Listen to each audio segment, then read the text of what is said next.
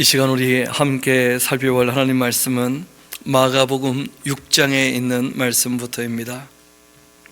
마가복음 6장 우리 14절에 있는 말씀부터 함께 살펴보도록 하시겠습니다.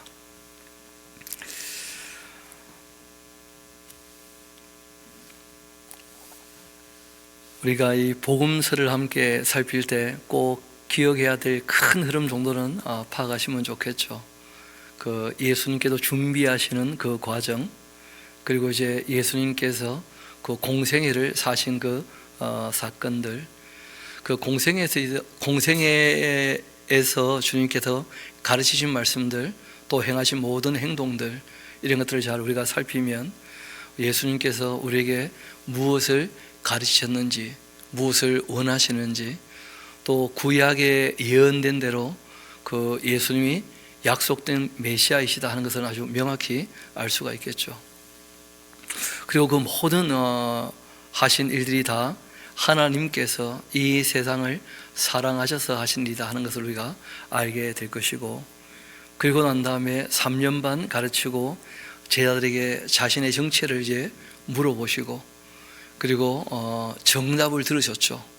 정말 약속된 메시아이고 하나님의 아들이 그 메시아 되셔서 오셨다는 것을 확증한 다음에 그들에게, 특별히 이제 세 사람에게는 변화된 모습을 보여주시고, 그리고 이제 예루살렘 입성하셔서 초림 때 왕이신 것을 그들에게 나타내시고, 그리고 이제 마지막 유월절, 그 애굽에서의 해방이 아니고 이 죄와 사망에서 해방한다는 것이 무엇인지 참된 해방을 위한 기념할 만한 그런 유월절을 보내시고, 그리고 이제 실제로 고난 받으시고 십자가 지시고 죽으셨다가 부활하시고, 그리고는 이제 제자들에게 보이시고 승천하신 일까지, 이게 이제 복음서 큰 얼개가 된다는 말씀을 드렸습니다.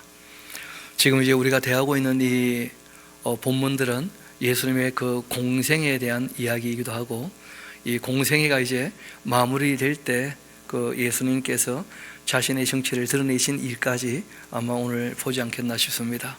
우리 6장 그 14절 같이 봅시다. 이에 예수의 이름이 드러난지라, 예수님 아주 소문이 나고 유명하게 되었죠. 그 헤롯 왕이 듣고는 이르되 이는 세례 요한이 죽은 자 가운데서 살아났도다. 그러므로 이는 능력이 그 속에서 일어나느니라. 그런 이야기를 합니다. 이 헤롯 하는 사람은 그 대헤롯 아니고요, 그 헤롯 안디바라고 하는 사람이죠. 예수님을 죽이려고 했던 그 헤롯의 아들 헤롯입니다. 어떤 이는 또 그가 엘리야라고도 하고, 또 어떤 이는 그가 선지자인데 옛날 선지자 중에 하나와 같은 분이다 그렇게 하되, 헤롯은 듣고는 이르되 내가 목벤 요한 그가 다시 살아난 것 아닌가 하고 이제 두려워합니다. 이 일은 어떤 일로 연유된 것이냐 하면, 헤롯이 이런 생각을 하게 된 것이, 전에 헤롯이 자기가 그 동생 빌립의 아내 그 헤로디아에게 장가를 들었었는데, 이 여자를 위하여서 사람을 보내어 요한을 잡아 옥에 가두었습니다. 그렇게 했던 이유는 그 세례자 그 요한이 헤롯에게 말하되 동생의 아내를 취한 것 옳지 않다 그렇게 했기 때문입니다. 당연히 옳지 않죠. 그 자기 동생의 아내를 빼앗아서 자기 부인 삼았는데, 문제는 그 헤로디아라는 여자도 야망이 있었던 모양이에요. 그래서 그 헤롯의 아내 된 것을 만족하게 여겼고, 또 거기에 대하여 지적하고 있는 그 세례 요한에 대해서 굉장히 부담을 느끼고 그 죽이려고 하는 마음이 있으니까, 그 헤롯이 그 헤로디아의 마음을 달래고자 그 세례자 요한을 잡아가지고 이제 옥에 가두어 둔 것이었습니다. 헤로디아가 요한을 원수로 여겨 죽이고자 그렇게 했는데, 그렇게 하지 못한 이유가 있었죠.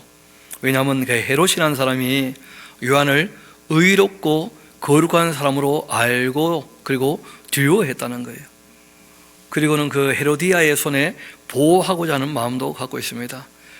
참 우리가 가끔 사람을 그 단편적으로 보지 말고 좀 입체적으로 보라, 뭐 그런 얘기를 하는데, 그 사람 속에 가만 보면 진짜 성과 악이 공존하기도 하고, 그 악을 행하면서도 선한 양심이 자기를 찌르니까 그 양심을 가리고자 또 착한 척 하기도 하고 그 헤롯이라는 사람 보면 좀 복잡하죠, 그렇죠?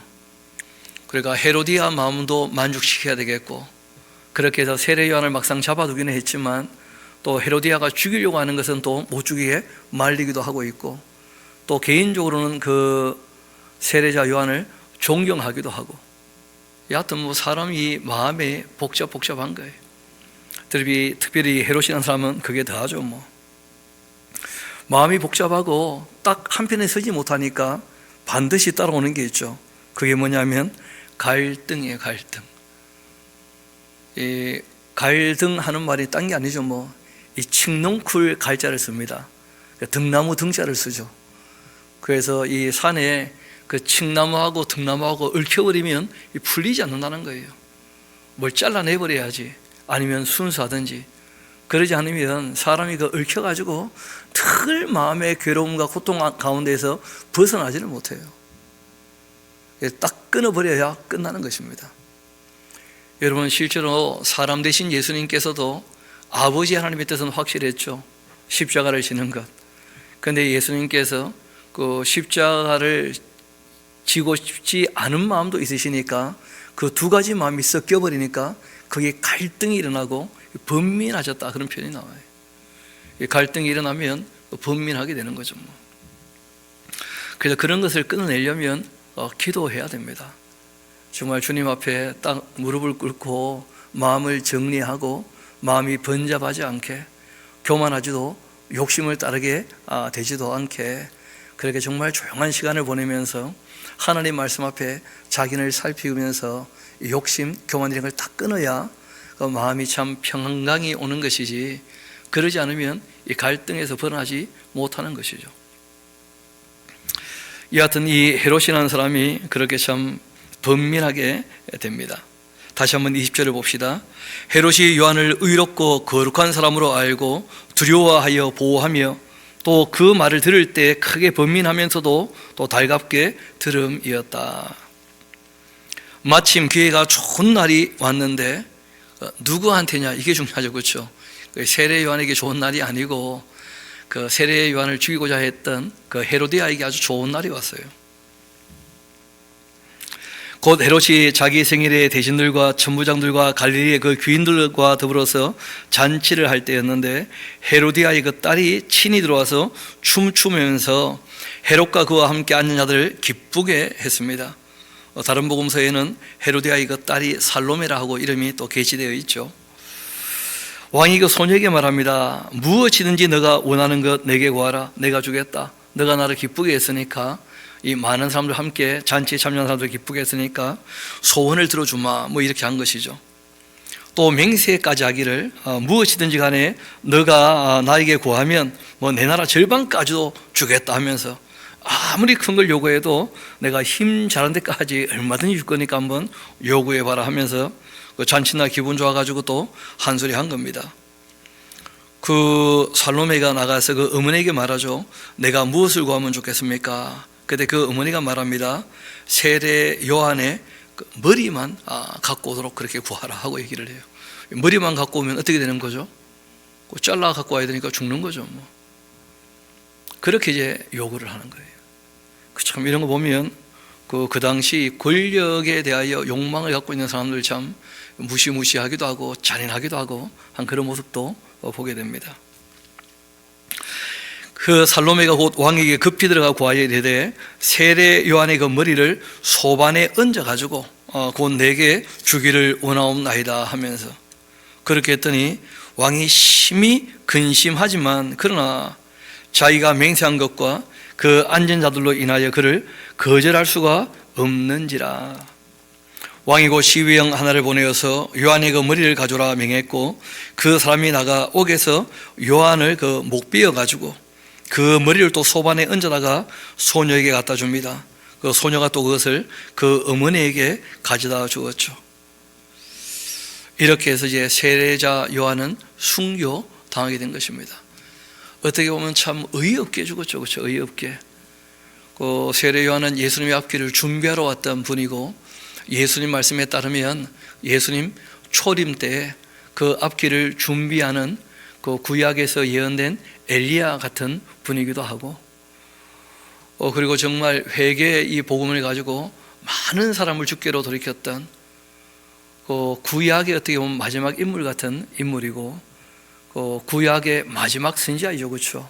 그리고 이제 새로운 시대, 신약 시대, 예수님 시대로 넘어오게 되는 것이거든요. 그러니까 구약과 신약을 이어주는 그런 인물이었고, 예수님 말씀에 따르면 여자가 낳은 자 중에 가장 큰 자다 할 만큼 그런 아주 위대한 인물이었는데, 참 이 세상 권력, 그 악한 권력에 너무 어이없이 비참하게 그렇게 이제 순교당하고 만 것입니다. 그렇기 때문에 그 세례 요한도 하나님 하신 일에 대해서 의문이 생기는 거예요. 처음에는 예수님 소개할 때 세상지를 지고 가는 하나님의 어린 양이다 하면서 자기를 따르다가 다 예수님을 따르게 될 때 자기 제자들과 많은 사람들이 나는 쇠해야 되겠고 그분은 흥하여야 될 것이다 하면서 나는 그분의 신들매도 풀기 합당치 않은 아주 작은 인물이다 하면서 예수님을 그렇게 세웠었거든요. 그런데 이제 이분이 막상 갇히게 되었을 때 그때 제자들을 예수님께 보내 물어보지 않습니까?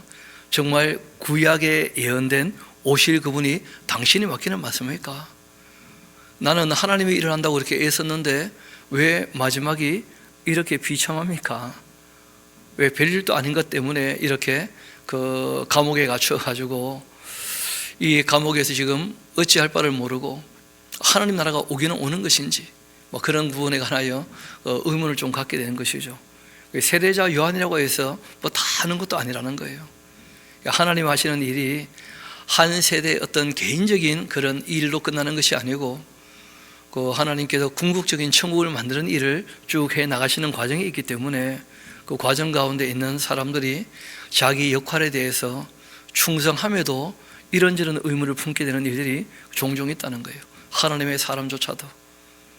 그리고 또한 우리가 그 끝까지 읽어보지 못하면 이 세례자 요한은 그 말로가 너무 어이없을 만큼 비참하고 초라하지 않습니까? 대단한 외침을 외치다가 그렇게 죽은 것도 아니고, 한 여자아이가 춤추고 난 다음에 소원 들어주겠다니까 그 머리를 요구해서 그렇게 못배임 당했으니까 너무 초라하고 너무 비참한 그런 죄를 맞이한 거죠. 그래서 우리 사람들이 보통 갖고 있는 그 시각으로 하나님의 사람들의 그 삶을 다 알 수가 없는 것이고, 실제로 하나님 앞에 섰을 때 하나님께서 어떻게 평가하는 것은 많이 우리가 생각하는 것과 다를 것입니다. 세상에는 이런 죽음 보면 정말 어이없는 죽음이죠. 쉽게 말하면 개죽음이다, 개죽음, 그렇게 얘기할 만큼 너무 어이없이 그렇게 세례자 요한이 별세하신 것입니다. 이어봅시다. 29절입니다. 이 요한의 제자들이 듣고는 와서 시체를 가져다가 그 장사하게 되었고, 그 몸은 지금도 그 순교당했던 그 성 마키루스라는 곳에 거기 몸이 묻혀 있다 그래요. 그리고 머리는 다메섹에 있다고 합니다. 세례자 요한을 존경하는 사람들이, 그러니까 세례자 요한의 무덤은 억수 길죠. 그 몸은 마키루스에 있고, 그리고 몸은 그 다마스커스 다메섹에 있으니까 굉장히 이렇게 몸과 이 몸이 떨어져 있는데, 이어봅시다. 지금은 이게 다 지나간 일이고 하니까 이제 우리가 조금 편하게 얘기합니다만은 그 당시에는 그러지 않았겠죠. 신학생들은 가끔 이렇게 농담처럼 얘기할 때 그 관이 제일 큰 사람이 누구냐? 그 요한, 세례 요한. 그 머리하고 몸하고 너무 멀리 떨어져 있어가지고 그런 얘기들을 하는 거죠. 그 옛날 고대인들 그 죽은 사람의 그 시신을 또 굉장히 신성시하는, 그래서 그런 것들도 일부분을 가져다가 그 숭상하는 그런 문화들이 좀 있거든요. 미진적인 문화인데 그런 문화가 남아 있어가지고 그런 시체의 일부들이 그렇게 남아 있는 일들이 있습니다. 이어봅시다. 그 내계범서에 다 나오는 얘기인데 그 오병이의 기적 아주 유명한 사건이었죠. 그 예수님께서 자기 백성에 대하여 무엇을 먹을까 마실까 입을까 염려치 않게 하시는 아주 확실한 사건 중에 한 가지입니다. 사람이 그 떡으로만 사는 게 아니고 하나님 말씀 들어오면 농사 짓거나 떡 안 구워도 주님께서 필요한 양식 공급해 주시는 일이 있었다는 거예요. 굉장히 특별한 사건이었죠. 사도들이 예수께 모여 자기들이 행한 것 또 가르친 것 낱낱이 고했고 이르시되 너희는 따로 한적한 곳에 가서 잠깐 쉬어라. 그러니까 제자들을 파송해서 일하게 하고 난 다음에 그 놀라운 표적들이 또 따라왔었기 때문에 사람들이 많이 모이게 되었던 일이었거든요. 그렇게 해서 또 5천 명이나 모였었는데 그 예수님께서 열심히 일하고 돌아온 제자들에게 항상 하시는 말씀이 있습니다. 그 줄쳐놓으면 좋겠는데요. 한적한 곳에 가서 쉬어라. 그러니까 일을 하고는 반드시 조용한 시간을 보내야 된다는 거예요. 그러지 않으면 들떠가지고 실수할 수 있어요. 또 워낙 이 특별한 능력들을 많이 행했기 때문에 사람들이 또 이렇게 우쭈쭈하고 축여 세우면 자기도 모르게 교만하게 되기 쉽고 스스로 걸려 넘어질 수 있거든요. 그래서 어떤 일을 하고 난 다음에는 반드시 조용한 시간, 자기를 돌아보는 시간, 또 정말 주님께서 맡기신 그 사명에 대하여 본질적인 것을 다시 한번 정리하고 다듬는 그런 시간이 꼭 필요합니다. 그러지 않으면 꼭 걸려 넘어지는 수가 있으니까요. 그래서 너희는 따로 한적한 곳에 가서 잠깐 쉬어라 그렇게 하십니다. 이는 오고 가는 사람들이 많아서 그 음식 먹을 겨를도 없을 만큼 바삐 일했기 때문이었죠. 이에 배 타고 따로 한적한 곳에 가게 되었고 그들이 가는 것을 보고는 또 많은 사람이 그들인 줄을 안지라 모든 골로부터 또 도보로 그곳을 달려와 그들보다 먼저 다 배가 멈출 곳에 와 있게 됩니다. 그때 예수께서 나오사 큰 무리를 보시고는 그 목자 없는 양 같음으로 인하여 불쌍히 여기십니다. 왜냐하면 이때 많은 사람들이 지금 예수님을 따르고 있지만 실제로 무엇을 따를지 어떻게 살지를 몰라가지고 이렇게 저렇게 몰려가는 중에 그 예수님의 제자들이 능력을 나타내고 하니까 또 예수님께서 나타내신 표적이 있으니까 그렇게 이제 예수님을 쭉 따라오고 있는 것이거든요. 이 사람들이 뭐 끝까지 따라온다 보장 없어요, 그렇죠? 실제로 이제 예수님께서 죽으시게 될 때 그때 뭐 끝까지 예수님을 따라왔던 사람들 몇 없거든요, 실제로는. 예수님께서 그 목자 없는 양 같음으로 인하여 불쌍히 여기셨다는 거예요. 그리고는 보이는 사람을 따라다니는 것은 다 한계가 있습니다. 그래서 정말 따를 것이 무엇인지에 대해서 말씀을 가르치셨다는 것을 꼭 기억하시면 좋겠어요. 보이는 사람은 여기 있기도 하고 저기 있기도 하고 한데 말씀은 마음판에 새겨지면 정말 그 말씀이 우리의 길잡이가 되거든요. 내 발에 등이 되고 내 길에 빛이 되는 것이니까 주의 그 말씀이. 그래서 예수님께서 여러 가지로 그렇게 가르치셨다 되어 있습니다. 때가 저물어 가매 제자들이 예수께 나와 여짜오되 이곳은 빈들인데 날도 저물어 갑니다. 무리를 보내어서 두루 총과 마을로 가서 무엇을 사 먹게 하옵소서 그렇게 얘기합니다. 대답하여 이르시되 너희가 먹을 것을 한번 줘봐라 하고 얘기를 하죠. 여짜오되 우리가 가서 200데나리온의 그 떡을 사다 먹이리까 하면서 그 200데나리온 하는 것이 그 한 사람이 200일 일해서 번 돈이니까 이러면 하루 노동하면 한 몇 명 같이 나눠 먹을 수 있죠. 하루 노동하면 한 뭐 10만 원쯤 된다 그러면 그 30명 정도가 한 끼 정도 먹을 수 있겠죠, 그렇죠? 3,000원씩 하면 3, 3은 구하면 9만 원쯤 되니까 한 30명 정도 그쯤. 그러면 2, 3은 6 하면 한 6,000명 먹을 정도의 돈이거든요. 그러면 그런 너무 모자라요, 실제로는. 또 뭐 좀 더 적게 먹거나 아니면 좀 뭐 질 낮은 것 가지고 양 많게 먹는다 그래도 10,000명 이상 먹기는 어렵거든요. 200데나리온 가지고. 그러니까 이때 이제 남자면 5,000원이니까 실제로는 뭐 여자까지 하면 만, 애들까지 합치면 한 15,000에서 2만 가까이 되는 엄청난 숫자니까 200데나리온 가지고 먹여도 택도 없습니다. 엄청난 숫자가 모였었거든요. 왜냐하면 그 제자들이 그 파송되어서 일하는 그 능력들을 다 받기 때문에 엄청난 많은 사람들이 모여들었던 거예요. 이어봅시다. 그때 말씀하십니다. 너희에게 떡 몇 개나 있는지 가서 한번 보라 그렇게 하시고 알아보니까 이르되 떡 5개 물고기 2마리가 있습니다. 그러니까 다른 복음서와 함께 보면 그 아이가 가만 보다가 아무도 분위기 파악하고는 갖다 드리고 이런 분위기보다는 제자들이 가서 없는지 물어봤더니 이제 애가 나는 있어요 이렇게 했던 분위기죠. 그렇죠? 가서 그렇게 됐던 것인데, 제자들에게 명하여 이 모든 사람으로 떼를 지어 푸른 잔디 위에 앉게 있고 100명 또 50명 이렇게 둘러앉게 합니다. 예수께서 떡 5개 물고기 2마리를 가져사 하늘 우러러 축사하시고는 떡 떼어 제자들에게 주어 사람들에게 나눠주게 하셨는데, 물고기 2마리도 모든 사람에게 나누심에 다 배불리 먹었다는 거예요. 남은 떡 조각 물고기 12바구니에 차게 거두었고 그때 떡을 먹은 남자만 해도 5,000명이었다 하면서 참 많은 사람이 이때 배불리 먹게 된 것입니다.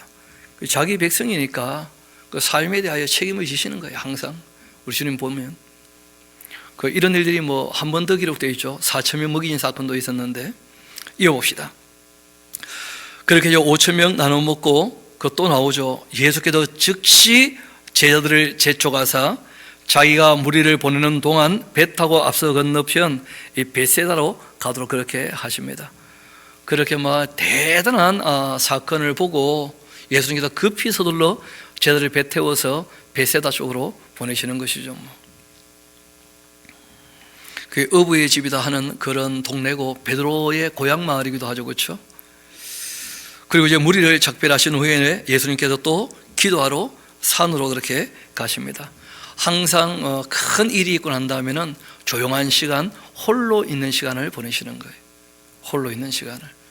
아버지 앞에서 단독자로 서서 정말 다시 한번 정리하시고 마음을, 그리고 또 일을 하시고 하는 것을 보게 됩니다. 그렇게 이제 저물게 되었고 배는 바다 가운데에 가고 있는 중이었고, 예수님께서는 홀로 이제 무태에 계시다가 바람이 거스름으로 제자들이 힘겹게 노젓는 것을 보시고는 밤 4경쯤 바다 위로 걸어가십니다. 밤 4경 할 때 옛날 어른들이 밤을 밤이라고 할 때 저녁 6시부터 새벽 6시까지를 밤이라 표현을 보통 해요. 12시간 12시간 보통 이렇게 나누죠. 그리고 12시간을 3시간씩 쪼개서 1경, 2경, 3경, 4경 이렇게 이제 나누는 것이니까 그러니까 6시부터 9시까지, 9시부터 12시까지, 12시부터 3시까지, 그리고 이제 3시부터 6시까지 이게 이제 말 그대로 4경이 되는 것이죠. 그러니까 아주 이른 새벽쯤 되는 시간입니다. 4경 하게 되면 3시부터 6시까지고 사이 시간이니까요. 4경쯤에 바다 위로 걸어 그들에게 오시는데 그냥 지나가려고 하는 것처럼 그렇게 하셔요. 제자들이 그가 바다 위로 걸어오심을 보고는 깜짝 놀랍니다. 처음에는 예수님인지 알지 못하고, 그러니까 새벽녘 빛이 어스름하게 이렇게 보일 때니까 유령 아닌가 하면서 형체는 보일 테니까 깜짝 놀라는 거죠. 왜냐하면 이때는 대부분 다 옷이 채색 옷이 아니고 다 흰 옷이 보통 입는 옷이니까, 그러니까 다 희끄무리하게 보이니까 유령인가 하면서 깜짝 놀란 겁니다. 소리를 지르고 있는데 그들이 다 예수를 보고 놀람이었고, 이에 예수님께서 그들에게 말씀하십니다. 이르시되 안심하시라, 안심하시라.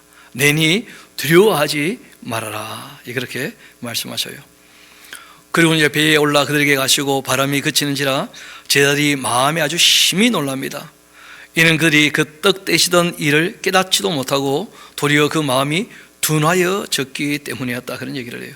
예수님의 능력을 봤었는데 바로 전날 낮에, 근데 예수님께서 또 능력을 보이시니까 깜짝 놀라는 거예요.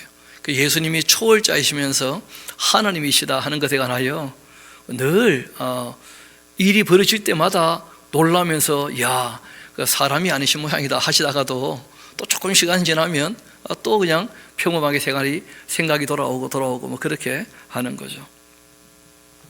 다시 한번 51절 보면 사람의 생각에 대해서 잠깐 비추어 보여주는 내용이 있는데, 그 떡 떼시던 일을 깨닫지 못하고, 그러니까 초월자가 되신다. 또 자기 백성을 어떻게 해요? 책임져 주신다. 그런 것을 전혀 깨닫지 못하고 있다는 거예요. 주님께서 그 바다 가운데 정말 이 물결이 심하게 이렇게 일어나서 노를 아주 힘겹게 젓고 있을 그때에 예수님께서 바다를 잔잔케 하셨는데 자기 백성을 보호해 주신다, 지켜주신다, 책임져 주신다, 이런 거 전혀 깨닫지 못하고 있는 그런 입장이라는 거예요. 이어봅시다. 건너가서 이제 게네사렛 땅으로 도착하게 되었다, 그렇게 되는데, 이 게네사렛 하는 곳이 갈릴리에 있는 가버나움하고 또 이 막달라 마리 할 때 막달라 그 중간쯤 있는 그 마을이라 그러죠, 그렇죠? 그래서 요단강, 갈릴리 그 서쪽 지역에 있는 어떤 동네 이름입니다. 때로는 또 이 갈릴리 전체를 게네사렛 호수라 그렇게 부르기도 하는데, 게네사렛 그 앞에서는 또 게네사렛 호수라 그렇게 부르기도 하는 것이죠. 이 게네사렛이라는 그 지역에 이르러 거기 배를 내고 배에서 내렸는데, 사람들이 곧 예수신 줄을 알고는 그 온 지방으로 달려들어 다니면서 예수께서 어디 계시다는 말을 듣는 대로 이 병든 자 다 침상채로 그렇게 메고 예수님께 나오게 됩니다. 아무데나 예수께서 이 들어가시는 그 지방마다 도시나 마을에서 병자를 그렇게 시장에 두고 예수께 그 옷가에라도 손을 대게 하시기를 간구했는데, 손을 대는 자 다 성함을 얻게 되었습니다. 그게 예수님께서 이 갈릴리 게네사렛부터 또 그 지역을 다니시면서 그렇게 병자를 고치신 사건들을 기록하고 있죠. 7장 이어봅시다. 그때 바리새인들과 또 서기관 중 몇이 예루살렘에 와서 예수께 모여들었다가 그 제자 중 몇 사람이 부정한 손, 곧 이 씻지 아니한 손으로 떡 먹는 것을 보았다는 거예요. 이때 이제 이 빵이라고 하는 것은 당연히 그 성경이 허락한 음식인 것이고요. 그 음식에 대한 얘기입니다. 이때는 아무거나 먹으라 이런 얘기를 지금 하는 게 아니고, 씻지 않는 손으로 먹은 것은 율법에 얘기된 것이 아니고요, 유전과 전통이거든요. 아무래도 그냥 먹는 것보다는 씻고 먹는 게 더 좋긴 한데, 그때 이제 예수님께서 하신 말씀 좀 의미심장합니다. 이어봅시다. 그 제자 중 몇 사람이 부정한 손, 곧 씻지 아니한 손으로 떡을 먹는 것을 보았는데, 그 관로가 되어 있죠, 그렇죠? 이후에 왜 이 씻지 않은 손으로 먹는 게 문제가 되느냐 하는 것을 설명하는 거예요. 이거는 유전과 전통에 대한 문제이기 때문에 율법에 대한 이야기가 아니기 때문에 그 후대에 누군가가 좀 설명이 필요하다 해서 그렇게 설명을 끼워 넣었던 것이 남아있는 것이죠. 바리새인들과 모든 유대인들은 장로들의 전통을 지켜 손을 잘 씻지 않고서는 음식을 먹지 아니하며, 또 시장에서 돌아왔을 때에는 이 물을요 발에 뿌립니다. 발도 씻고 손도 씻고 그렇게 먹는 것이죠. 물을 뿌리지 않고서는 먹지 않고, 또 그 외에 여러 가지 지켜오는 것이 있는데, 잔, 주발, 롯그릇 다 씻고 그러니까 깨끗한 건 참 좋은데 이상한 유전과 전통을 만들어서 이걸 법으로 만들어 버리니까 문제가 많이 생기는 거예요. 이에 바리새인들이 또 서기관들이 예수께 물어봅니다. 어찌하여 당신의 그 제자들은 장로들의 그 전통을 준행하지 아니하고 부정한 손으로 그 떡을 먹습니까? 하면서 얘기를 해요. 율법이 아닌 그 전통이죠, 그렇죠? 하나님 말씀이 아닌 사람의 가르침인데, 그 하나님의 말씀, 율법의 그 본 뜻은 하나님 사랑과 이웃 사랑이죠. 그러니까 혹시 이 장로들의 전통이 있다 할지라도 손 씻지 않은 손으로 떡을 먹고 있다면 그걸 지적을 해야 되겠습니까? 손 씻으라고 물을 떠줘야 되겠습니까? 그러니까 율법을 따른다면 손 씻을 물을 떠주면 되는 거예요. 그게 도우려고 해야지, 사랑으로 말씀을 적용해야지. 그러지 않고 있는 그들의 아주 악한 모습들, 그러니까 자기는 선하다고 생각하고 남을 악하다고 생각하는데 그런 것이 위선이고 외식이라는 거예요. 선한데 선한 게 아닌 거라. 왜냐하면 다른 사람들이 무슨 실수를 할 때, 허물이 있을 때 사랑으로 덮어주고 감싸주고 실수하지 않게 도와주고 이렇게 해야지, 사람을 사랑으로 대하지 않는다면 그는 자기는 선하다, 선한 게 아니라는 거예요. 선한 척 하는 것이지. 그건 다 위선이 되고 맙니다. 한번 이어봅시다. 예수님께서 한 말씀 하셔요. 이사야가 너희 그 외식하는 자에 대하여 잘 예언했다. 외식이라 되어 있는데 위선이란 말도 오히려 의미가 더 쉽게 통하는 얘기죠. 그렇죠? 위선자들. 자기들은 꽤나 선한 척 하는데 내가 봤을 때 너희들 속에는 선한 게 없다는 거예요. 왜냐하면 사랑이 없으니까, 사랑으로 사람을 대하지 않으니까 전혀 선하지 않다는 거예요.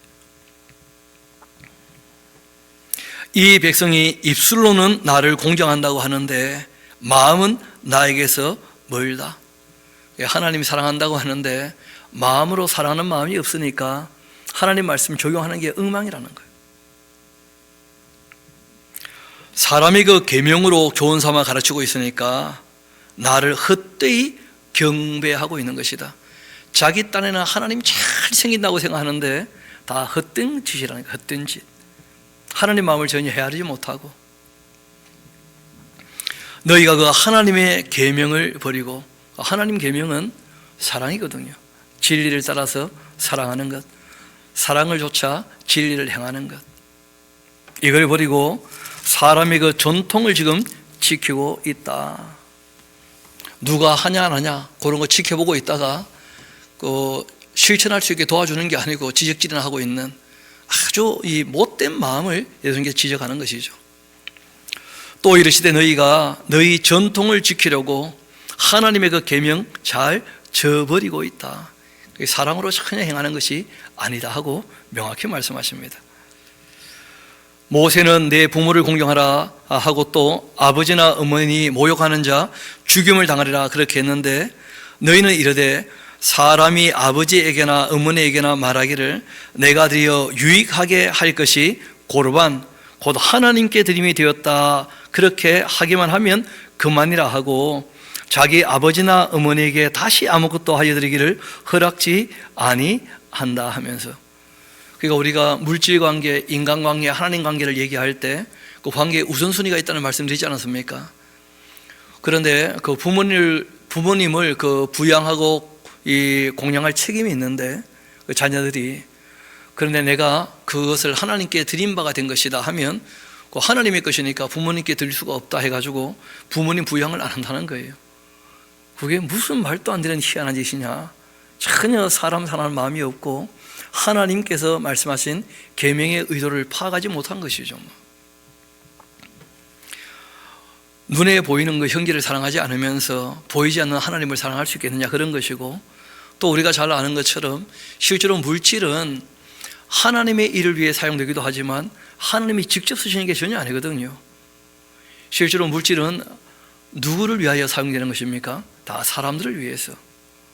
그럼 나에게 어떤 물질이 있다면 그 부모님에 대하여 당연히 내가 그 부모님을 책임지고 부양해야 되는, 또 이 당시에는 그 어른들이 또 경제활동하기는 쉽지 않은 그런 시대고 연금제도 뭐 이런 거 전혀 없을 때 아닙니까? 그러니까 당연히 이제 자녀들이 책임져야 되는데 그 종교인들이 참 이상하게 하더라는 거예요. 이어봅시다. 13절 너희가 전한 이 전통 가지고 하나님 말씀을 오히려 피하면서 또 이 같은 일을 많이 행하고 있는데 그 중에 하나가 지금 너희들이 하는 이 일이라는 거죠. 예수님의 제자들을 지적한 것을 얘기하는 것인데 뭐라고 하시느냐 하면, 무리를 다시 불러 이르시되 너희는 다 나의 말을 듣고서 깨달아야 할 거다. 무엇이든지 밖에서 사람에게로 들어가는 것, 이런 것은 능히 사람을 더럽게 하지 못하는데 사람 안에서 나오는 그것이 사람을 더럽게 하는 것이다. 그러니까 지금 그들에게서 나오고 있는 것이 무엇이냐면 하나님의 그 사랑과 진리가 아니고요, 위선이죠. 그렇죠? 외식, 남을 지적질하면서 자기는 착하다고 오히려 착각하고 있는, 실종 교만한 마음이 교만한 마음, 그리고 자기의고요. 이어봅시다. 사람 안에서 나오는 것이 사람을 더럽게 하는 것이다 하고는 무리를 떠나 집으로 들어갔는데 제자들이 그 비유를 물어봅니다. 그때 예수께서 말씀하십니다. 너희도 이렇게 깨달음이 없냐? 무엇이든지 밖에서 들어가는 것 능히 사람을 더럽게 하지 못함을 알지 못하냐? 이는 마음으로 들어가지 않고 배로 들어가 뒤로 나가기 때문이다. 이러므로 모든 그 음식물은 깨끗한 것입니다. 여러분, 예수님이 얘기하시는 음식물은 당연히 구약에서 음식이라고 인정한 것만 음식물입니다. 이거는 뭐 씻지 않은 손으로 빵 먹은 것을 얘기하는 것이지 아무거나 먹어도 된다 그렇게 하신 게 아니에요. 씻지 않은 손으로 먹은 것 때문에 지적질을 하니까 이제 문제를 삼은 것이고, 음식물에 대해서 이제 말씀하신 겁니다. 굳이 손 안 씻고 먹어도 그 음식은 음식인 것이고 그런 것인데 씻고 먹는 게 더 나은 거죠. 뭐. 이어봅시다. 또 이르시되 사람에게서 나오는 것이 사람을 더럽게 하고 있는데 그 속에서 그 사람의 그 마음에서 나오는 것들을 보니까, 그러니까 하나님 말씀이 그 속에 없으면 그 사람 속에서 나오는 게 무엇인지를 보라는 거예요. 너희 속에 하나님 말씀이 없다는 것이거든요. 하나님 말씀이 없는 사람 속에서는 뭐가 나오느냐? 악한 생각, 곧 이 음란, 도둑질, 살인, 간음, 탐욕, 악독, 속임, 음탕과 질투와 비방과 교만과 우매함, 이런 것들이다. 이 모든 악한 것이 다 속에서 나와서 사람을 더럽게 하는 것이다. 그래서 이 모든 말씀 우리 다시 한번 7절로 가서 다시 한번 확인합시다. 거기 가면 6절 7절 이사야서 말씀을 인용하시면서 명확히 얘기하시죠. 그렇죠? 이 백성이 입술로는 나를 공경하되 마음은 나에게서 멀다. 하나님에게서 이 마음이 먼 사람들, 사람의 계명을 교훈 삼아 가르치고 있고 하나님을 헛되이 경배하는 사람들, 그 속에 이렇다는 거예요. 그러니까 끊임없이 그것이 나온다는 거예요. 사람을 사랑으로 대하지 않는다는 거예요. 나는 옳고 니는 틀렸다 하면서 끊임없이 남을 도우려고 하지 않고 허물을 덮어주고 사랑으로 양육되기를 기다리면서 진리를 전하고, 그렇게 하지 않고 끊임없이 분리하면서, 바리새파란 그 뜻 자체가 분리된 사람이라는 뜻이에요. 아예 그냥 그 종파 자체가 못돼 먹은 종파죠. 우리는 너희와 완전히 분리되었다. 그러니까 너희는 악하고 우리는 선하다, 이런 식으로 보는 것이거든요. 기독교는 그렇지 않습니다. 기독교는 세상에 더 부름을 받게 되었는데, 그 에클레시아 하는 것은 부름을 받았다는 뜻이에요. 건져냄을 받았다. 건져냄을 받고 난 다음에 우리에게 다시 세상에 들어가라는 거예요. 세상에 빛이 되어라. 너희는 세상의 빛이다, 소금이다. 또한 너희가 이 세상에 가서 내 증인 되어라, 그렇게 하신 것이거든요. 세상에서 건져내시고 세상을 빛비추고 세상을 평화롭게 만들고 세상에서 이 진리에 대하여 증언하고 하나님에 대해서 알려주고, 그렇게 이제 우리를 부르신 것이거든요. 그래서 이 당시 그 바리새파 사람들처럼 그 못된 마음을 품고 이 세상 향하여서 정말 주님께서 우리를 사랑하신 것처럼 사랑으로 대하지 않는다면 그 종교는 다 위선일 수밖에 없을 것입니다. 다시 우리 본문으로 돌아오도록 합시다. 24절입니다. 예수께서 일어나서 거기를 떠나 두로 지방으로 가서 한 집에 들어가 아무도 모르게 하려 하시지만 숨길 수가 없습니다. 그 예수님께서 원래 그 이스라엘 백성들을 위하여 보내심을 받았다, 그렇게 말씀하셨는데, 자기 백성을 위해서.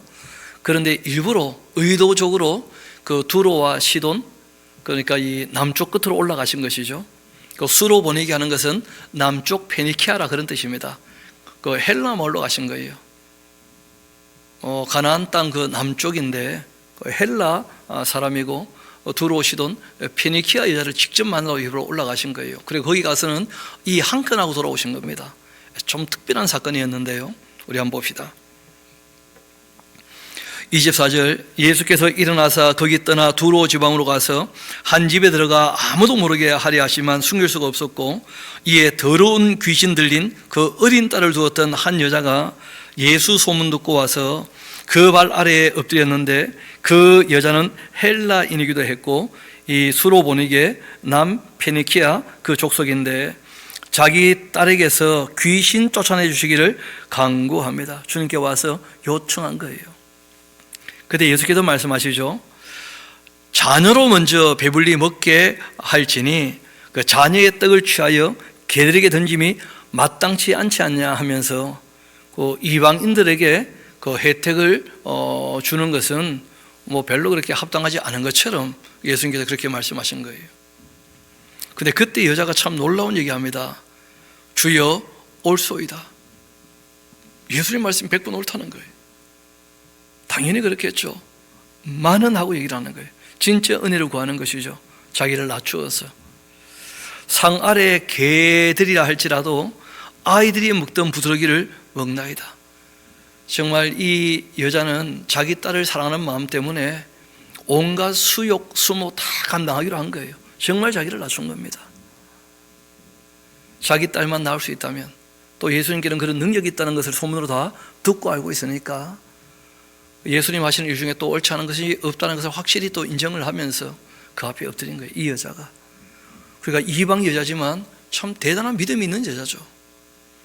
다른 복음서에는 이 여인에게 가라 너의 믿음대로 될지어다 그렇게 돼 있어요. 예수님께서 그런 표현하신 적 잘 없거든요. 믿음대로, 내 소원대로 그렇게 말씀하신 적 잘 없거든요. 그런데 이 여자에게는 소원한 대로 다 이루어져도 괜찮다 할 정도로 그렇게 말씀을 하신 것으로 기록되어 있습니다. 이어봅시다. 그때 예수께서 이렇게 말씀하십니다. 곧 출천하겠죠. 이 말을 하였으니, 그러니까 그 여인의 그 말, 실제로 그 속에 있는 게 말로 나오는 것이니까 그 여인이 자기 딸을 얼마나 사랑하는지 그 사랑하는 마음을 보셨다는 거 아니겠어요? 이 말을 했으니 돌아가라, 이 귀신이 너희 딸에게서 나갔다 그렇게 하셨고, 이 여자가 집에 돌아가 보니까 아이가 침상에 누웠고 귀신은 나갔죠. 예수께서 거기서 다시 이제 두로 지방 나와서 시돈 지나 이 데가볼리 지방은 그 갈릴리 그 오른쪽입니다. 동쪽 그 이방 지역들을 다 다녀서 다시 갈릴리 호수에 이제 오시게 되었죠. 그러할 때 이제 사람들이 귀 먹고 말 듣는 자를 데리고 예수께 나와 안수하여 주시기를 간구하는데, 예수께서 그 사람을 따로 데리고 무리를 떠나 손가락을 그 양귀에 넣기도 하고 침을 뱉어가지고 그 혀에 손을 대기도 하시고, 그리고 하늘 우러러 탄식하시며 그에게 한 말씀 하십니다. 에바다, 그 아람어죠, 그렇죠? 그 뜻은 뭐냐면 열리라 하는 뜻이었어요. 그러자 그 귀가 열리고 혀가 맺힌 것 곧 풀려 말도 분명하게 하게 됩니다. 그때 예수께서 그들에게 경고하시고 아무에게도 이러지 말라 그렇게 말씀하시고, 문제는 경고하셨는데 말하지 말도록, 그런데 그대로 더욱더 널리 전파했다는 거예요. 사람들이 심히 놀라 이르되 그 모든 것 잘하였다. 예수님 하신 모든 것은 너무 잘하신 일이다. 못 듣는 사람 듣게 하고 말 못하는 사람 말하게 한다 하면서 구약에 예언된 메시아 예언을 다 이루시는 것을 보게 됩니다. 여기서 중요한 것은 방법에 대한 이야기를 하고자 하는 것이 전혀 아니라는 거예요. 예수님께서 양귀에 손 놓고 침을 뱉고 뭐 이런 방법을 얘기하는 것이 아니고, 그거는 뭐 그렇게 하신 것을 봤다는 것이고, 누가 그 일을 하고 있는지를 보라는 거예요. 누가? 우리가 이렇게 한다고 되겠습니까? 그렇게 되는 게 아니거든요. 예수님이 그렇게 하신 거예요. 누가 하고 계시는가? 그 귀를 열어주시고 혀를 풀어 말하게 하시는가? 구약에 예언된 그대로 이 모든 일을 성취하시는 분, 그분은 누구이신가? 이걸 보라는 거예요.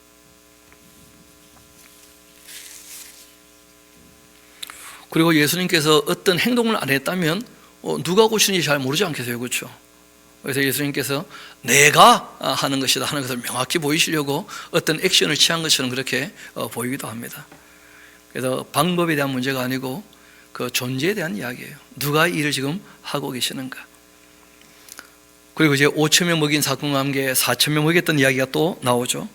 그 무렵 또 큰 무리가 있어 먹을 것 없는지라 예수께서 제자를 불러 이르시되 내가 무리를 참 불쌍히 여긴다. 왕이시니까 자기 백성들이 굶주릴 때마다 불쌍히 여기시는 거예요. 그들이 나와 함께 든지 이미 사흘이 지났는데 먹을 것이 없도다. 만일 내가 그들을 굶겨 집으로 보내면 길에서 기진할 것이다. 그 중에서는 멀리서 온 사람들도 있다. 그렇게 하자 제자들이 대답합니다. 이 광야 어디서 떡을 얻어 이 사람들로 배부르게 그렇게 할 수 있으리까? 예수께서 물어보십니다. 너희에게 떡 몇 개나 있냐? 7개 있습니다. 예수께서 무리를 명하여 땅에 앉게 하시고는 떡 7개를 가지다 축사하시고서 그들을 위하여 복을 비셨죠. 그렇죠? 배불리 다 먹을 수 있게. 그리고 하나님 아버지께 감사한 거죠. 응답해 주시는 것에 관해서 자기 백성에게 먹을 것을 주심에 대해서 감사하시는 거죠. 축사하시고 떼어 제자들에게 나누어 주게 하셨는데, 제자들이 그렇게 무리에게 나누어 주었더니 또 작은 생선도 2마리가 있었어요.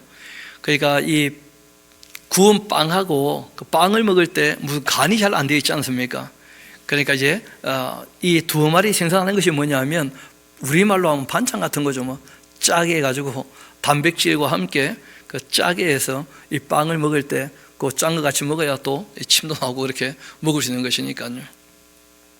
또 작은 생선 2마리가 있는지라 이에 축복하고 명하사 이것도 나눠주게 하셨는데, 배불리 먹고 남은 조각이 7강줄이었다는 거예요. 그 딴 사건이죠. 5병이어와 그 다음에 7병이어, 이거 딴 사건인데 7강줄을 거두게 됩니다. 그때는 조금 사람이 적었죠. 한 4,000명쯤 모였습니다. 예수께서 그들을 또 다 배불리 먹게 하시고는 그리고 다 흩어보내시죠. 그리고 이제 제자들과 함께 배에 오르시고 달마누다 그 지방으로 가시게 됩니다. 이 달마누다라는 지방, 마가단 지경 이렇게 표현되기도 하고, 다른 복음서에는 알고 보면 막달라 마리아 할 때가 막달라 그 지역 아닌 게 있는가 보통 그렇게 봅니다. 달마누다, 마가단, 막달라 다 갈릴리 호수 연안에 있는 그런 다 마을인데, 아마 그 이름이 여러 가지로 불렸던 그런 곳 같습니다. 한편 바리새인들이 나와서요 예수님을 힐난했다는 거예요. 힐난한다는 말은 뭐냐면 상대방이 참 부담스러울 정도로 계속 다그쳐 묻는 걸 얘기해요. 그냥 적당히 말하면 되는데 끝끝내 자기 말에 대해서 답을 들으려고 그렇게 상대방은 전혀 배려하지 않고 자기만 생각하면서 따져 묻는 그런 것을 이제 힐난이라 그렇게 표현하기도 하는 것인데, 그를 시험하여 하늘로부터 오는 표적을 구합니다. 여태까지 많은 표적을 보여주셨잖아요. 그때 예수께서 마음속으로 깊이 탄식하시고 말씀하시죠. 어찌하여 이 세대가, 번역이 조금 그래요. 지금 예수님께서 이 세대에 많은 표적을 보여주셨잖아요. 예수님을 찾아왔던 이 사람들을 얘기하는 거예요. 이 족속, 이렇게 번역하는 게 좀 더 나을 뻔했어요. 이 족속들이 표적을 구하는데 내가 진실로 나오잖아요. 너희에게 이르노니 이 족속에게 표적을 주지 않겠다면서 예수님께서 표적을 보이지 않으십니다. 그리고는 그들을 떠나 다시 배에 올라 건너편으로 가셨다는 거예요. 이 세대라 이렇게 번역이 되어 있으면 여태까지 앞에서 했던 일들이 이상하게 되고 말지 않습니까? 이 세대의 표적을 안 보인다 하시면 지금 그 시대에 예수님께서 표적을 보이러 오신 거 아니에요. 메시아가 왔다는 것을 확증하시려고 찾아왔던 그 사람들에게는 전혀 아무것도 보이지 않으시고 떠나셨다, 그런 뜻입니다. 그 족속이라는 이 번역으로 번역해도 크게 무리가 없는 그런 단어입니다. 이어봅시다. 문제는요, 7강줄이 그 떡을 모아놨다는데 쟤들이 그 깜빡했고 배를 탈 때 떡을 안 챙겼던 모양이에요. 보니까 제자들이 그 떡 가져오기를 잊어버렸고 배에 떡이 한 개밖에 그들에게 없었습니다. 그때 예수님께서 경고하시면서 이런 말씀하셔요. 삼가서 바리새인들의 그 누룩, 헤롯의 누룩, 이거 다 주의하라. 바리새인들의 누룩은 무엇입니까? 그 자기의 교만, 이런 것이고요. 헤롯의 누룩이라는 것은 뻔하지 않습니까? 거짓된 것, 그리고 욕심 부리고 사치하고 향락 누리는 것, 다 이런 것들이거든요. 그러니까 이 세상이 추구하는 것, 사랑과 진리가 없는 종교들이 추구하는 것도 다 악한 것이고요. 또 이 세상 성공한 사람들이 추구하는 것, 헤롯이라는 사람이 그 왕이니까요. 그런 거 다 주의하라고 부탁하셨어요, 예수님께서. 바리새인들의 그 누룩, 헤롯들의 그 누룩, 헤롯의 누룩, 이거 다 주의해라. 그 쟤들이 서로 수군거립니다. 이는 우리에게 떡 없어서 누룩 얘기하는 거 아니냐 하면서. 쟤들은 연상이 이렇게 되는 거죠. 밀가루에 누룩이 섞여가지고 구우면 빵이 되는데 빵이 없는 것을 이렇게 지금 돌려 말씀하시는가 하고 쟤들은 또 그렇게 생각을 해요. 사람 생각이 참 다양하죠. 예수님은 누룩을 얘기할 때 그들의 그 교훈이나 그들의 삶에 대한 이야기를 하신 것이었는데 그 따르지 말라고. 그래서 제자들은 누룩 얘기하니까 바로 빵을 생각을 해요. 빵을. 아차, 빵 안 가져왔다 하면서 예수님께서 억수빵 챙기네 하면서도 아니 그 예수님 없는 빵도 만드시는 분인데 그래 빵 챙기겠어요 그래? 제자들은 또 그렇게 생각을 합니다. 그 예수님께서 그 다 아시고 한 말씀 하십니다. 너희가 어찌 떡이 없음으로 수군거리냐? 아직도 알지 못하며 깨닫지 못하냐? 너희 마음이 이렇게 둔하냐? 너희가 눈이 있어도 보지 못하며 귀가 있어도 듣지 못하느냐? 또 기억하지 못하느냐? 내가 떡 5개 5,000명 떼어줄 때 그 조각 몇 바구니를 거두었냐? 12입니다. 또 7개 4,000명 떼어줄 때 조각 몇 바구니를 거두었냐? 이르되 7입니다. 이르되 아직도 깨닫지 못하겠느냐 하면서 떡이 없어서 내가 뭐라고 하는 게 아니고 바리새인의 그 교훈이나 또는 헤롯의 그 교훈, 실제로는 그들의 삶, 그들이 추구하는 바 이런 것들 다 주의하고 조심하라 하고 말씀하신 것이죠. 베스다의 이름에 사람들이 맹인한 사람을 데리고 예수께 나와 손대기를 또 구하니까 예수께서 맹인의 손 붙잡고 마을 밖으로 데리고 나가서 눈에 또 침을 뱉으셨다는데요. 그에게 또 안수하시고 무엇이 보이느냐 물어보시니까 쳐다보며 이르되 사람들이 보이기는 합니다. 그런데 그 형체가 나무 같은 것들이 걸어가는 것으로 그렇게 보입니다. 뚜렷이 아직 안 보인다는 거예요. 그렇게 하거늘 이에 그 눈에 다시 또 안수해 주시고 그가 주목하여 보게 되었는데 나아서 모든 것을 밝히 보게 되었다는 거예요. 그래서 누가 하시느냐 이렇게 참 중요해요. 때로는 예수님께서 침뱉어 안 되어서 다시 한 번 더 또 어루만지시고 안수하셨던 그런 일들이 있는 것이죠. 중요한 것은 예수님이 하신 모든 일의 결론은요 완전한 치유가 되었다는 거예요. 밝히 보게 되었다는 거예요. 밝히 보게 되었다. 예수께서 그 사람을 집으로 보내시며 이르시되 마을에는 들어가지 말라 그렇게 하셨는데 이런 마가복음에는 실제로 이제 예수님께서 공생애를 하시고 여기까지가 3년 동안의 그 사역 전부 이야기예요. 그러니까 참 죄송한 얘기인데 내용이 조금 부실한 것은 사실이죠. 뭐 가르치셨다는데 가르치신 내용이 거의 나오지 않는 거예요. 그리고 이제 예수님께서 3년 사역 다 마치고는 드디어 자기가 누군지 이제 물어보시게 됩니다. 우리 한번 봅시다. 27절입니다. 예수와 제자들이 빌립보 가이사랴, 이 빌립보 가이사랴는 그 헤르몬산 그 아래 텔단 지역에 있는 그 마을 이름이죠. 이 가이사랴라는 곳이 또 따로 있습니다. 거기는 이제 그 요파 조금 더 올라가서 해변 마을인데 거기는 이제 이 로마 총독 관저가 있는 곳이고 이 빌립보 가이사랴 또 가이사랴 빌립보 하는 곳은 그 가이사랴하고 또 딴 동네입니다. 여기는 이제 내륙 지방이고 헤르몬산 밑에 텔단 그 단 지파가 차지했던 그 땅입니다. 거기 이제 제자를 데리고 갔었습니다. 왜냐하면 여기에 그 만신전이 있던 곳이에요. 실제로는 그 텔단에 가면 온갖 신의 그 신전들이 그 산당에 가득한데 일부러 예수님께서 거기에 제자를 데리고 가신 겁니다. 그리고 이 많은 이 우상들, 거짓 신들이 있는데 내가 누군지 알겠냐는 거예요. 진짜 신이 누구냐 이걸 물어보시는 거예요. 실제로는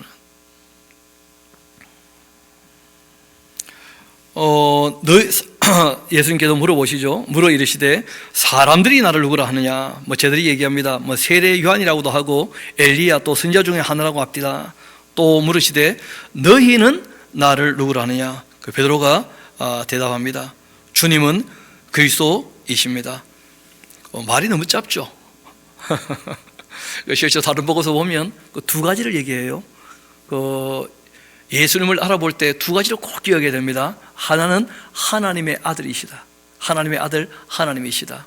2번째는 약속된 메시아이시다. 주는 그리스도이시고 살아계신 하나님의 아들입니다. 그 고백이 굉장히 중요한 것이죠. 그래서 반만 얘기하고 딱 끝나 있으니까 마태가 형님 이렇게 하시면 안 됩니다 해가지고 좀 더 상세하게 이렇게 적어놓게 된 것인데 이어봅시다. 주는 그리스도이십니다. 구약에 예언된 바로 그 메시아이시다. 그렇게 하며 이에 자기 일을 아무에게도 말하지 말라고 경고하시고 그리고는 이제 그 인자가 많은 고난받고 사람이 되신 하나님의 아들이죠, 그렇죠? 인자. 많은 고난받고 장로들, 대제사장들, 서기관들에게 버림받고 그리고 죽임을 당하게 될 것이다.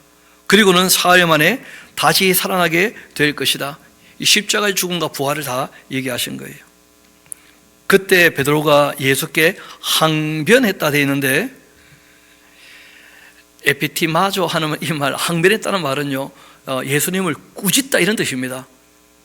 왜냐하면 이 베드로가 예수님보다 나이가 조금 많거든요. 몇 살, 형님이니까. 무슨 그런 말씀하십니까? 마음 약해지면 안 됩니다. 이런 식으로 꾸짖듯이 얘기했다는 거예요. 꾸짖듯이. 근데 그것이 베드로의 자기 의죠. 하나님의 뜻이 아니었던 거예요. 그때 예수님께서 베드로에게 한 말씀 하십니다. 예수께서 돌이켜 제자를 보시고 또 베드로를 꾸짖어 이르시되 사탄아 내 뒤로 물러가라 하면서, 여러분 이때 이 사탄이란 말은 하나님을 대적하는 존재라 하는 의미로 그 일반 명사입니다. 일반 명사. 베드로에게 하신 말씀이에요. 내가 지금 하나님 반대편에 서 있다는 것을 일반적으로 표현한 겁니다. 여러분 이 사탄이란 말이 그 고유 명사로 쓰이게 되면 그러면 하나님을 배신한 타락한 천사하고 한 마리를 얘기하는 거예요. 마귀, 사탄. 그런데 이것이 때로 일반 명사로 쓰이는 수가 있습니다. 하나님을 반대하는 그 존재는 사탄이죠. 하나님을 대적하는 자. 원래 그 단어의 뜻이거든요. 하나님을 대적하는 자, 하나님을 참소하는 자. 하나님 앞에서 지금 너가 지금 하나님의 일에 대해서 뭐 하고 있다는 거예요? 대적하고 있다, 반하고 있다 하는 것을 예수님께서 딱 지적하신 거예요. 하나님 생각은 사람의 생각과 많이 다르거든요. 베드로 생각에는 선의죠, 그렇죠? 예수님 죽으면 어떡합니까? 말도 안 되는 소리 하지 마십시오 하면서 얘기를 한 건데, 그 악하다 할 수 없거든요. 그렇지만 그 일은 하나님 하시는 일에 있어서 반대가 되는 일이에요. 그래서 짧은 이 우리 인생에 어떤 한 사건 앞에서 사람들이 선의로 어떤 일을 했다고 해서 그게 하나님의 일에 진짜 도움이 되느냐, 그것도 한번 생각해 봐야 돼요. 그래서 우리가 늘 내 뜻이 아니라 하나님께서 원하시는 바가 무엇인지를 생각해 봐야 돼요. 그 자그마한 어떤 한 사건에 매달려가지고 거기서 옳고 그름을 따지는 것, 그 별로 의미가 없습니다. 정말 우리가 사랑을 가지고 진리를 따라 사는 것이 굉장히 중요해요. 하나님의 일을 이루기 위해서 어떻게 해야 될 것인가, 그것도 한번 생각해 봐야 될 것입니다. 이어봅시다. 한 말씀 하시죠. 베드로를 꾸짖어 이르신 건데 사탄아 내 뒤로 물러가라. 너가 말이야 하나님의 일을 생각지 않고 도리어 사람의 일을 생각하고 있는 거 아니냐. 인간적인 입장에서야 예수님 안 죽으면 좋겠다 하는 마음이 인정이 되지만 하나님의 일을 생각지 않은 연고라는 거예요. 그리고 무리와 제자들을 불러서 한 말씀 하십니다. 자기를 긍정하면 안 된다는 거예요. 사람의 선의는 하나님 앞에서 선이 아닌 경우가 얼마든지 있다는 거예요. 얼마든지. 그래서 한 말씀 하시죠. 누구든지 나를 따라오려거든 자기를 부인하고 자기 십자가를 지고 나를 따라야 할 것이다. 생명 윤리가 인간의 윤리에 있어서 최고의 윤리지만 우리의 일생보다 하나님 앞에서의 영생이라는 것이 우선순위가 있다는 거예요. 하나님 앞에서. 그래서 예수님 말씀은 자기의 그 십자가, 사형 형틀에 대한 대명사거든요. 스타우로스라고 하는 나무 기둥이나 그 십자가, 그 당시 대표적인 사형 형틀을 일컫는 표현이거든요. 자기 십자가를 지고 나를 따라야 할 거다.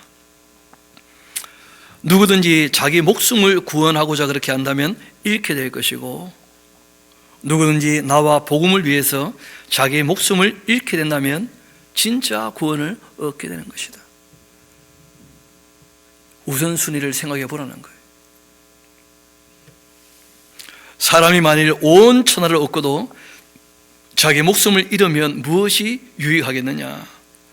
사람이 무엇을 주고 자기 목숨과 바꿀 수가 있겠느냐? 누구든지 이 음란하고 죄 많은 세대에서 나와 내 말을 부끄러워한다면, 인자도 아버지의 그 영광으로 거룩한 자들과 함께 올 때에 그 사람을 부끄러워할 것이다.